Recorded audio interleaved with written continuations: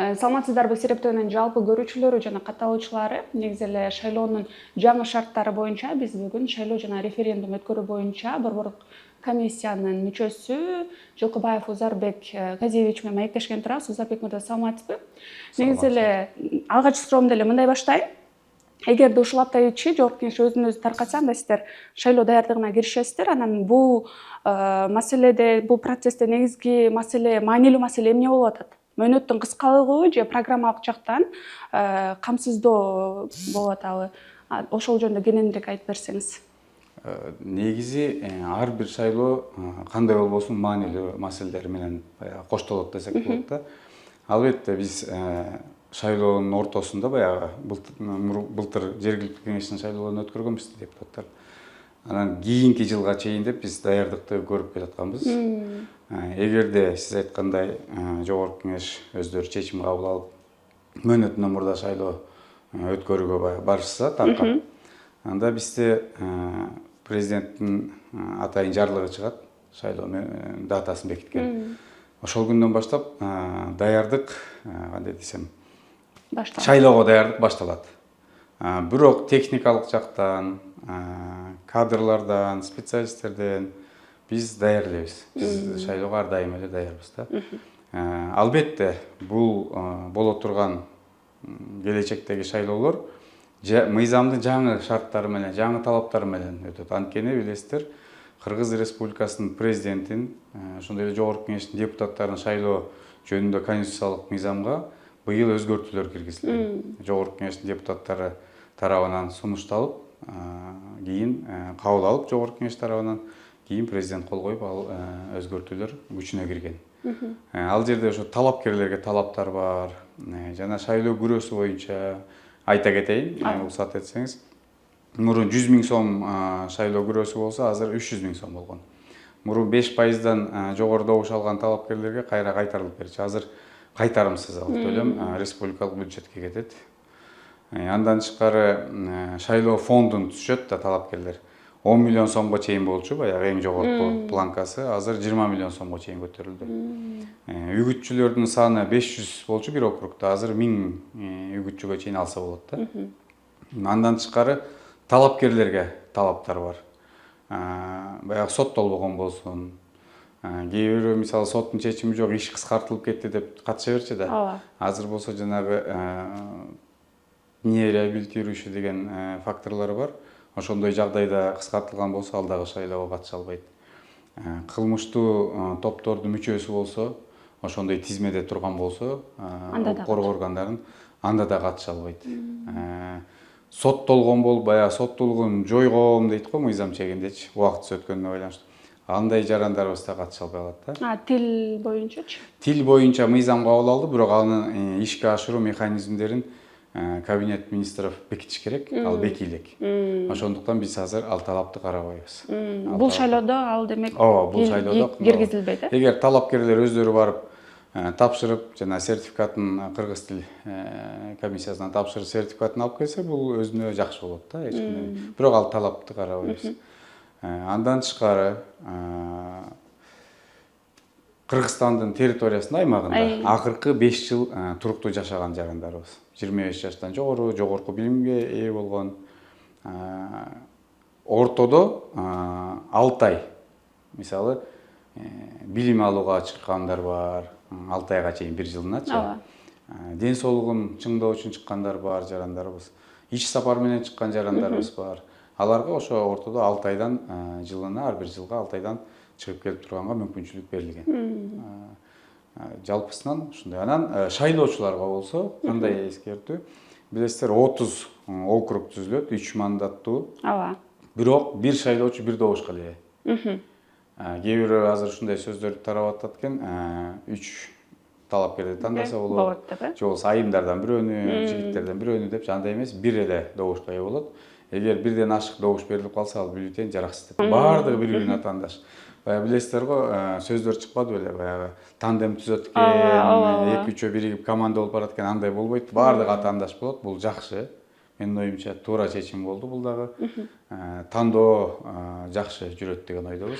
Дагы бир суроо, негизи эле добуш берүүчүлөр ушу жаңы шайлоонун талаптары менен толук кандуу кабардарбы? Сиздер даярсыздар, бирок эл кабардарбы деген суроо да? Биз массалык маалымат каражаттары аркылуу, интернет булактары аркылуу, телеграм каналдар менен бул боюнча маалыматты жеткирип атабыз шайлоочуларгачы. Албетте толук 100% мүмкүн камтый албайбыз. Анан талапкерлер шайлоо алдында эл менен жолугат, үгүт иштерин жүргүзөт. Ошондо алар өздөрүнүн шайлоочуларына ошол шайлоонун талаптарын жеткирет дегенде ишеничтебиз. Анткени 30 округтан 10дон 30га чейин, мүмкүн 50ге чейин талапкерлер чыгып кетиши мүмкүн. Ошондо жалпы 1000ден ашык талапкер болсо, жалпы республика боюнча шайлоо кампаниясы жүрүп атканда борбордук телевидение аркылуу дагы, радиолор аркылуу дагы азыр деле берип атабыз. Бирок ал убакта деле маалыматтар берилет. Баягы кандай десем, кызыктар болгон жарандарыбыз маалымат кенен азырчы. Ал болсо болот демек. Интернет булактарында да бар, жеңил эле тапса болот да. Анан шайлоочулардын ушу шайлоо болгон укугун дагы жүзөгө ашырууга жакшы шарттар түзүлүп атат. Мисалы, мурун форма 2 деген бар болчу. Аны ортодо жок кылып койгонбуз. Анан биздин ошо ички миграцияда, тышкы миграцияда жүргөн жарандарыбыз шайлоого катыша албай калган убактар болгон да. Азыр жарандарыбыз ошол округунан тышкары жүрсө, мисалы сиз Бишкекте пропискада турасыз, Свердлов районунда деп коеюн. Анан ошол шайлоо күнү мүмкүн Таласта болуп каласыз, же Ошто, же болбосо Алматыда болуп каласыз, же Москвада болуп каласыз. Ошол жердеги уюштурулган шайлоо участкаларына барасыз дагы. Ошол жерден эле добуш берилби? Ошол жерден өзүңүздүн округтун бюллетенин чыгып берет. Биометрикалык аныктоодон өтөсүз. Анан добушуңузду бере бересиз. Бул дагы жана ички миграцияда жүргөн жарандарыбызга дагы бир шарт түзүп берип атат, өзүнүн укугун жүзөгө ашыруугачы. Анан бул жерде белгилей кетчү нерсе жанагы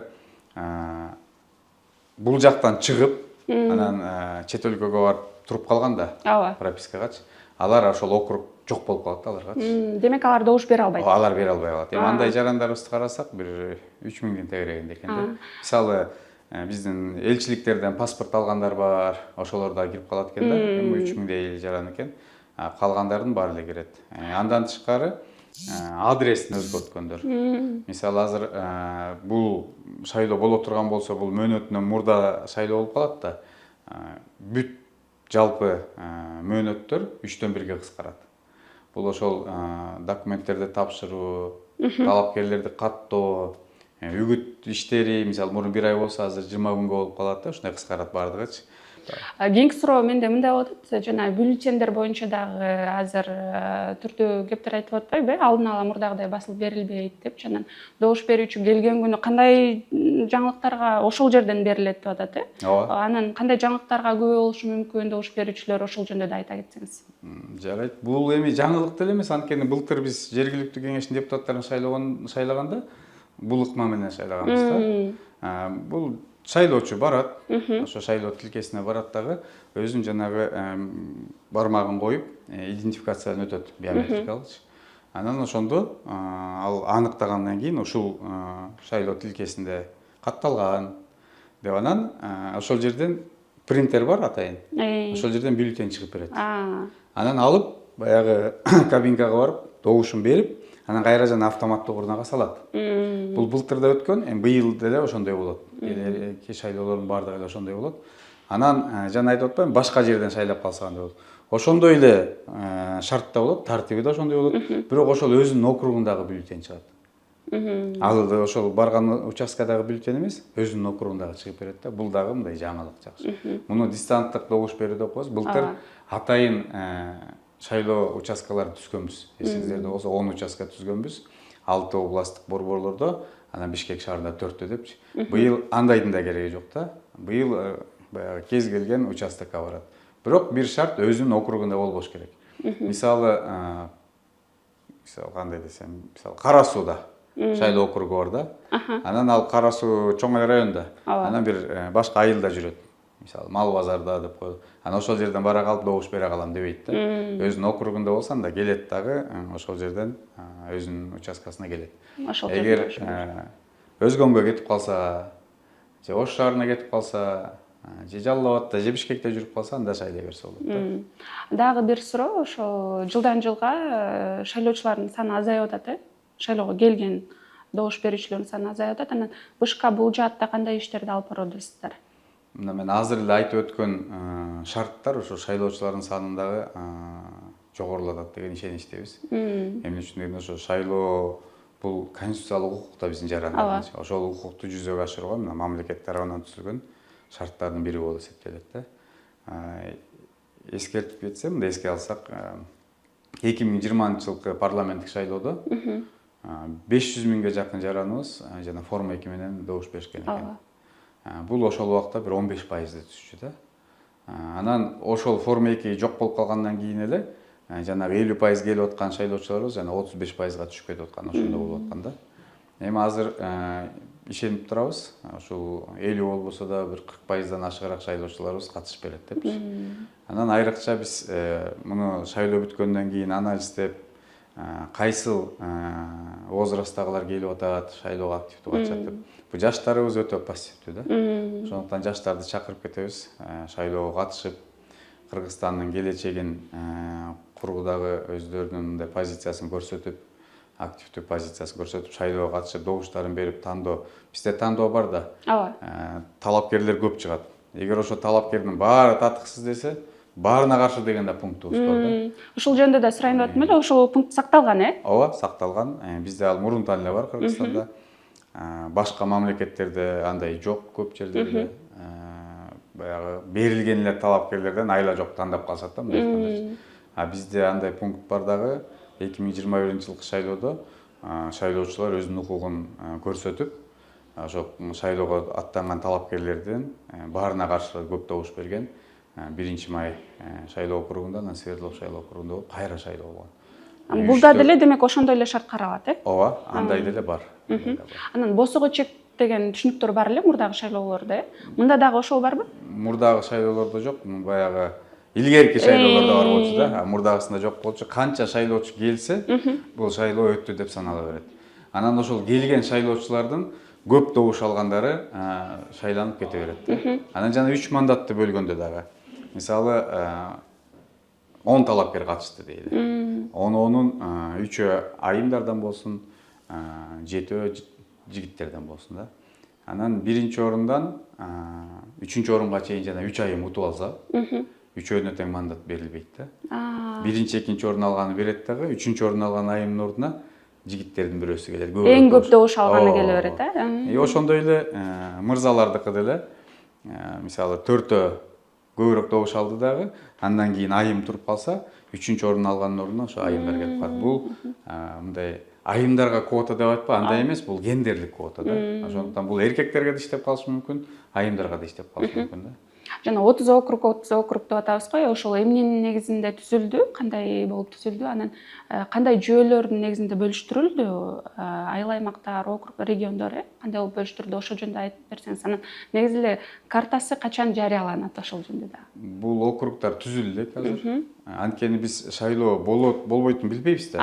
Мисалы жогорку кеңештин депутаттары эртең жанагы 32 депутаттын берген сунушун мүмкүн четке кагып коюшу мүмкүн. Мүмкүн тарабайбыз деп коюшу мүмкүн. Эгерде алар ошол самораспуск боюнча өзүн-өзү таркатуу боюнча чечим кабыл алса жогорку кеңеш, 5 күндүн ичинде президент жарлыкка кол коет, ошол шайлоонун датасын бекитет. Анан демейдегидей мындай шайлоо болсо, анда 7 күндүн ичинде борбордук шайлоо комиссиясы жана округдарды түзмөкпүз да. Азыр болсо, эгер эртерээк болуп кала турган болсо, шайлоо мөөнөтүнөн мурда, анда 5 күндүн ичинде түзүлөт. Ошондо президенттин жарлыгы чыккандан кийин 5 күндүн ичинде округдар түзүлүп, окружной комиссиялар түзүлүп, анан жанагы чек аралардын баары бекитилет. Ал эмнеден келип чыгат? Жалпы Кыргыз Республикасында шайлоочуларды азыр 4 миллион 264 миң шайлоочу бар өкмөтүндө. Ошону 30га бөлөбүз.